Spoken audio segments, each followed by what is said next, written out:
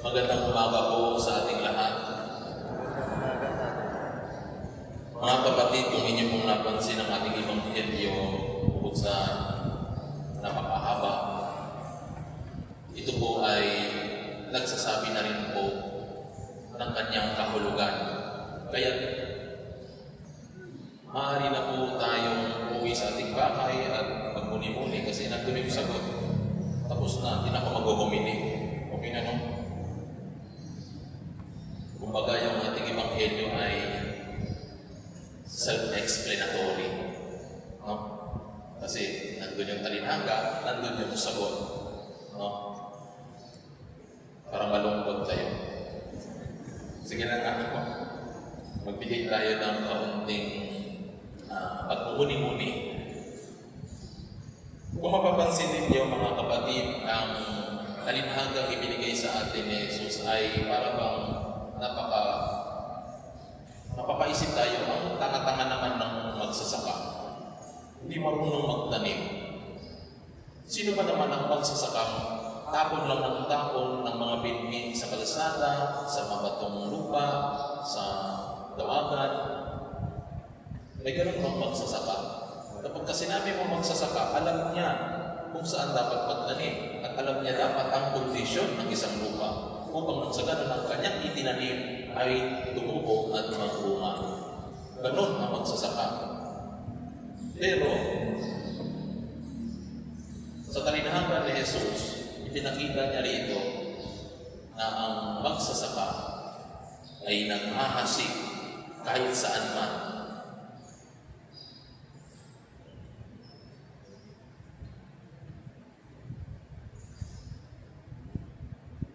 Sa talinhagang ito, makikita natin na ang magsasaka ay kumakatawan sa Diyos Ama. Siya ang naghahasik ng binhi ng salita ng Diyos, ang kanyang salita.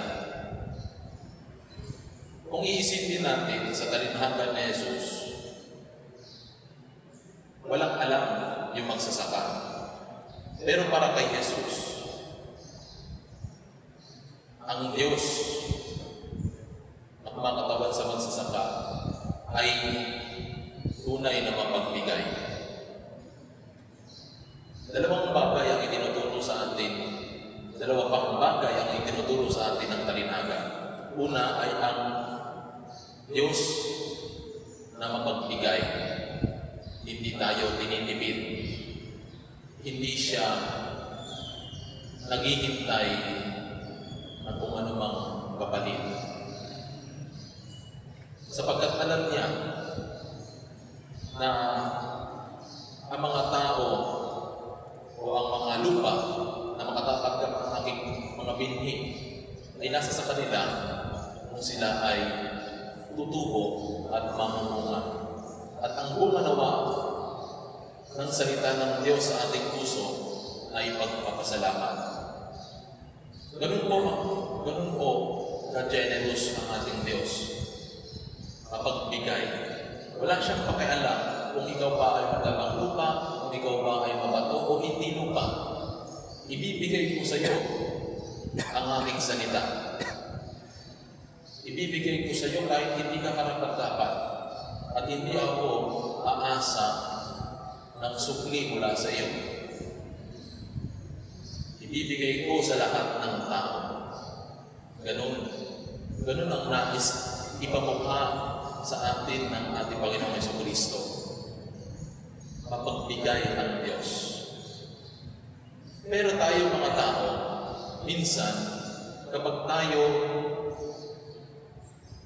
ay magbigay, nagbibigay naman tayo. Totoo. Pero may limitasyon. Kasi kung bigay tayo ng bigay sa iisang tao, baka isipin na natin, o baka talagang iisipin na natin na nang-aabuso na ito. Inaabuso na tayo. Inaabuso ng kabaitan natin. Namimihasa, kumbaga. Kaya mga kapatid, kung iisipin natin, kung tayo ay magbibigay, at tayo ay minsan dumadating sa punto na kung saan nagsasawa o naiinis na dahil doon sa binibigyan natin. Hindi kaya nagsasawa tayo dahil nakakalimutan na nating magpasalamat sa Diyos? Nakakalimutan na nating maging grateful about the graces we have received? Nakakalimutan natin na magpasalamat sa grasya ng Diyos sa buhay natin kahit maliit? Ito yung pumipigil sa ating magbigay. Yung katangian o yung karakter natin na hindi tayo marunong magpasalamat sa grasya. Kapag hindi tayo marunong magpasalamat, sasabihin natin palagi kulang. Hindi sapat. Hindi ako mabubuhay sa ganitong katiting na halaga. Kulang. Kaya naman, sa pagbibigay, hindi rin natin magawa. Kasi kulang nga. No? Pero may mga tao, narinig ko yung kwento ni Brother Bo Sanchez, no?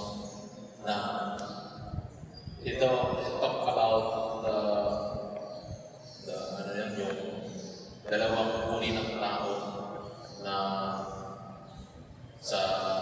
yung isang babae humihingi ng dasal mula kay Brother Bo Sanchez dahil daw 500,000 pesos lang daw yung kanyang komisyon na dapat 1 milyon.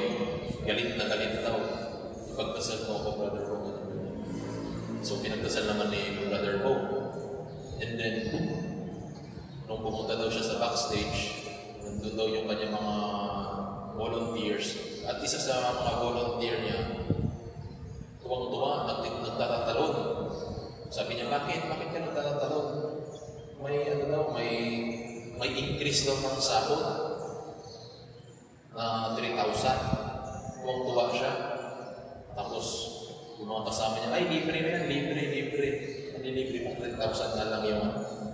Kaya doon niya na-realize daw na, well, it's not measured by how much riches we have, but it is measured how grateful we are when we receive. No? Yun yung totoong kayamanan. Kayamanan na mapagtanggol natin sa ating puso na ang Diyos ay binigyan tayo ng grasya at natuto tayo magpasalamat. Tumubo at namunga ang binhi ng salita sa ating puso ng pagpapasalamat. Ito mga kapatid, yung nais ng Diyos na makita mula sa ating lahat. Hindi siya humihingi ng kapalit, ngunit umaasa siya na nawa ay tumubo at mamunga ang binhi ng kanyang hinasik. Ikalawa, ang magsasaka sa ating ebanghelyo ay walang buka.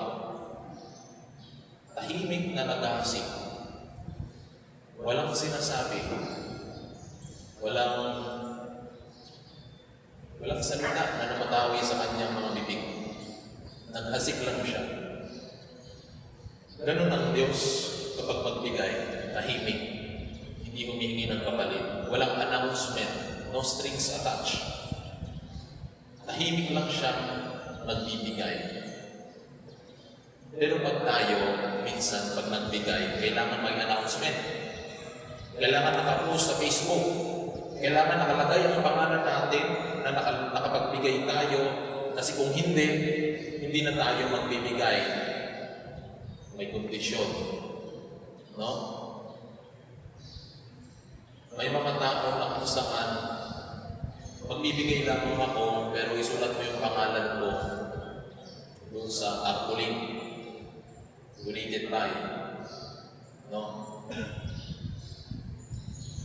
Pero ang Diyos, mga kapatid, kapag magbigay sa atin, minsan hindi lang natin napapansin na ang Diyos pala ay palagi tayong binibigyan. Tahimik na nagbibigay. Ngunit, tayo gusto nating makatanggap ng mga tao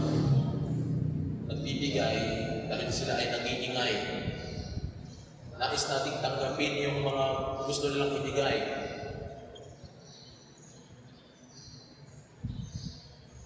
Gusto nating tanggapin yung mga taong alam natin na may kakayahang magbigay dahil